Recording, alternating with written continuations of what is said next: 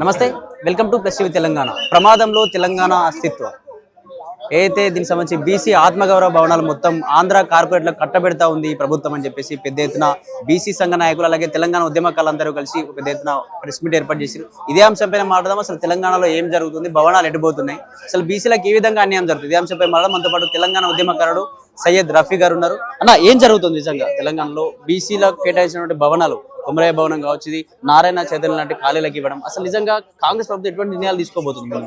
గత ప్రభుత్వము బీసీ సంక్షేమం కోసము సింగిల్ జీవోతోని ఒక 60 ఎకరాల పైన భూములు కేటాయించింది. అది కూడా కోకాపేట్ లాంటి జాగాలల్లా. అది చాలా విలువైన భూమి. అయితే విలువైన భూమి కాడ కన్ను పడుతుంది ఎవరికైనా. రాళ్ళు రప్పల కాడ ఏడనో ఉంటే ఆ చైతన్య నారాయణోడు కూడా వచ్చేటోడు కాదు, చేసుకునేటోడు కాదు. అయితే ఇక్కడ ఏమైపోయిందంటే దృష్టికోణము, ప్రభుత్వాలు గెలిచే వరకు ఆ కులాల కార్డులు అవి ఇవి వాడుతున్నాయి. గెలిచినాక దాంట్లో ఒకళ్ళిద్దరు ఎవరు ఉన్నా కూడా ఎన్ని డబ్బులు ఎన్కేసుకుందాం అదే నడుస్తున్నట్టు నా భావన. అయితే ఇప్పుడు గిబ్జాలు పోను, ఇది అల్కగా దొరికింది. ఒక జాతికి ఇచ్చినటువంటి భూమి. వాళ్ళు ఏమంటున్నారు, వాళ్ళ వాదన కూడా నేను విన్నా ఒకళ్ళ ద్వారా. వాళ్ళు ఏమంటున్నారు అంటే, ఆ భూమి పడావు పెట్టుడు అంటే కిరాయి వస్తుంది కదా, లీజ్ వస్తుంది కదా, ఆ పైసలతో మన జాతిని డెవలప్ చేయొచ్చు అంటారు. నేననేది నువ్వు చేసుడు ఎందుకు? ప్రభుత్వమే బీసీలకు ప్రతి ఏటా ఒక ఫండ్ ఇస్తుంది, భూమి ఉన్నది, ఆ ఫండ్ని దీనిలో యూజ్ చేసుకోండి. అసలు దాని లక్ష్యం ఏముండే, రెడ్డి హాస్టళ్ళు అవి ఇవి మునుపు ఉండే. ఓకే, బీసీలకు హాస్టళ్ళు లేవు. అప్పుడు ఆ కులాలకి ఏంటంటే ఇక్కడ వచ్చి ఉండి, డిస్టిక్ల నుంచి వచ్చి ఆడ ఉండి సౌకర్యాలు ఉండేటి. సేమ్ వసతి, విద్య, స్కిల్ డెవలప్మెంట్ ఇట్లాంటివి ఇవ్వాలి. కాబట్టి అప్పుడు ఒక మంచి ఆలోచనతో ఇచ్చిండ్రు, అది అభినందనీయం. ఆ తర్వాత అప్పుడే తొందరపడి కేసీఆర్ చేసేసి ఉంటే ఇంకేదన్నా సెట్ చేస్తే బాగానే ఉండేది. ఇప్పుడు ఏమైపోయింది, కేసీఆర్ గారు ఇప్పుడు రాలేదు, ఇప్పుడు వేరే పార్టీ వచ్చింది. వచ్చి వాళ్ళకు కూడా ఇవన్నీ తెలుసో తెలియదో, మంత్రుల దానికి ఉన్నదో లేదో. అయితే దాంట్లో ఒక మెమో ఉంది. ఆ మెమో ప్రకారం ఏంటంటే, ఆ కులానికి సంబంధించిన వాళ్ళందరూ ఒక ట్రస్ట్ లాగా ఫామ్ అయ్యి ఉమ్మడిగా రావాలన్నారు గవర్నమెంట్. వాళ్ళకి అప్పచెప్తాం సంక్షేమం కట్టడాలన్నీ. అయితే దీంట్లో వీళ్ళేం చేసిన, ట్రస్టులు తెలిసిన అనుచరులతోని ఒకరిద్దరితోనే ఫామ్ చేసుకున్నారు. చేసి మళ్ళీ ఇట్లాంటి వ్యవహారాలకు పాల్పడుతున్నారు. వాస్తవానికి ఏంది, జాతిలో ఉన్న సంఘాలు అన్నీ ఏకమై ఒక రిప్రజెంటేషన్ ఇవ్వాలి. లేని ఏడలో ప్రభుత్వమే కట్టాలి. ఇప్పుడు ఏమైపోయింది, ఇప్పుడు కుర్మౌళ్ళది ఒక ఎగ్జాంపుల్ వచ్చింది. ఇప్పుడు దీంట్లో వాళ్ళ సంఘానికి సంబంధించిన వాళ్ళు ఒక ఎమ్మెల్సీ ఉన్నాడట, ఇప్పుడు ఉన్న ఎమ్మెల్యే ఉన్నాడట, ఎవరెవరో 2-3 కలిసి చైతన్య నారాయణకు అగ్రిమెంట్ చేసేసిండ్రు ఆల్రెడీ. లీజ్ అగ్రిమెంట్ చేయొద్దు, అమ్మద్దని రూల్ ఉంటుంది. ఆ రూల్ ఉల్లంఘన జరిగింది కదా, ఆ టెక్నికల్ పాయింట్ మీద నేను బయటకు వచ్చిన. ఎందుకంటే రూల్ ఉల్లంఘన. ప్రభుత్వం జీవో ఇస్తే ఓకే అంటున్నారు.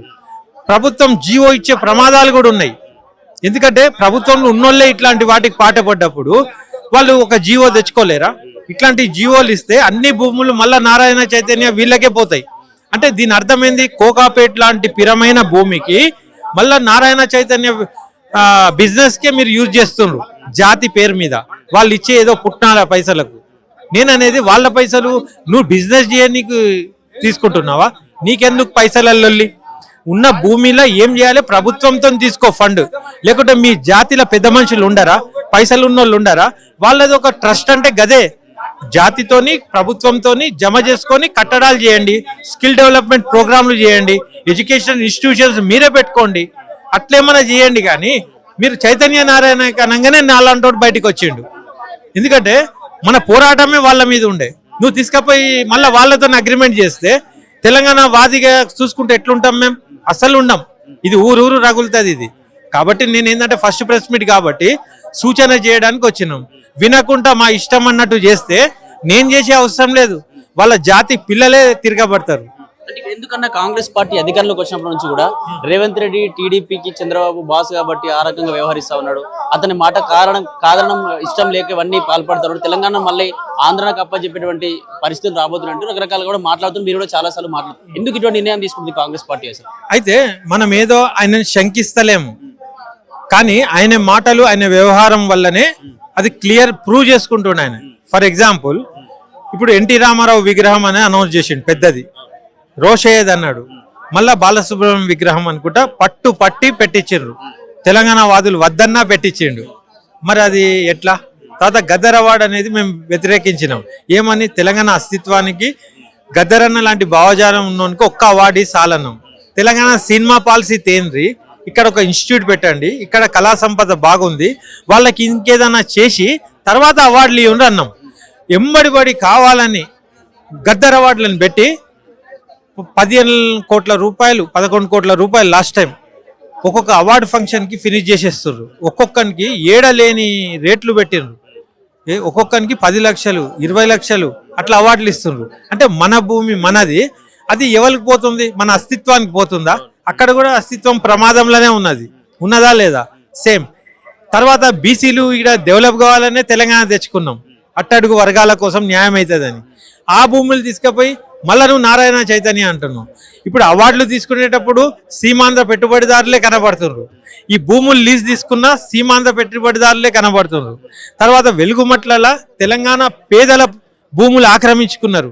మళ్ళా ఆడ ఆరాధిస్తే మళ్ళీ ఆ సామాజిక వర్గాలు అక్కడోళ్ళకు లింక్ ఉన్నోళ్ళే ఇక్కడ చేస్తున్నారు. ఇప్పుడు 2000 మంది పోలీసు వాళ్ళు కూడా చంద్రబాబు నాయుడు గారి హుకుంతోని ఇక్కడి హోమ్ మినిస్ట్రీ కదిలిందనే వార్తలు వస్తున్నాయి. మరి ఇవన్నీ కూడా చూస్తే మరి తెలంగాణ వాళ్ళకి ఏం న్యాయం చేస్తున్నావు? ఇక్కడ ప్రూవ్ అవుతుంది కదా, నువ్వే ప్రూవ్ చేసుకుంటున్నావు నీ పాలనతోని. అది అంటే మళ్ళీ ఏదైతే నీళ్లు నిధులు నియామకాలు అని చెప్పేసి పెద్ద ఎత్తున ఉద్యమం చేసినాం, మళ్ళీ అదే పరిస్థితులు రాబోతున్నాయి అనుకోవచ్చా? మళ్ళీ కాంగ్రెస్ ప్రభుత్వం రాబోడేంది, ఆల్రెడీ వచ్చి ఉన్నాయి, ఇవన్నీ వచ్చే ఉన్నాయి. ఇప్పుడు ఏంటంటే ఇది ఆర్థికం.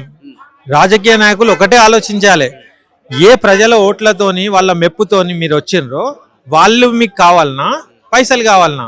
అయితే ఇంకో చిన్న తేడా ఏముందంటే, ఇప్పుడున్న రాజకీయ నాయకులు ఏం డిసైడ్ అయిందంటే పైసలతోనే ఏదైనా అవుతుంది అని డిసైడ్ అయిపోయినారు. ప్రజలు కూడా పైసలతో అమ్ముడిపోతారు. ఎవడన్నా వేరే పార్టీలో దొరికినా పైసలు ఉంటే కొనుక్కోవచ్చు. కాబట్టి ఈ రకంగా వాళ్ళు పైసల దిక్కు ముగ్గు చూపిస్తుండ్రు, ప్రజల అవసరం లేదని డిసైడ్ అయిపోతుండ్రు. నేననేది పైసలు కొంతవరకు యూజ్ అవుతాయి తప్పితే, కొంతవరకు యూజ్ అవుతాయి కానీ నీకు ప్రజలు ఫైనల్ ఓటేసుడే కదా. గత ఎలక్షన్లలో మాలాంటి వాళ్ళమే పైసలు తినున్నాం మేము. జనరల్గా నీతులు ఏమంటారు, పైసలు తినద్దు, పైసలు ఎలక్షన్లలో తినద్దు అంటారు. నేను తినుమన్నా, నేనైతే మంచోన్ని చూసుకోమన్నా. ఇప్పుడు వచ్చే ఎలక్షన్లో నేను ఏం చెప్పబోతున్నా అంటే, పైసలు అందరి దగ్గర తినుండ్రి, పైసలు ఇచ్చినోనికి ఓటేయకండి, ఇయ్యనోళ్ళల్లో ఒక మంచోన్ని ఎన్నుకోండి, ఇది చెప్పబోతున్నా. ఇట్లాంటి పాలసీ కనుక పబ్లిక్లలో ప్రచారం అయితే నువ్వు కూడగొట్టుకునే పైసలు కూడా నిన్ను మళ్ళా ప్రభుత్వంకి తేవు. మా ఉద్యమం నేనైతే ఇప్పుడు ట్యాగ్ లైన్ మీకు ఇప్పుడు డిక్లేర్ చేసిన కదా, పైసలు ఇస్తే తీసుకోండి, ఇచ్చినోనికి వేయకుండ్రి. దీని మీద పోయినప్పుడు చూసుకుందాం, నీ పైసలు గెలుస్తుందా ప్రజలు గెలుస్తారా, ఇదే ఛాలెంజ్. Thank you.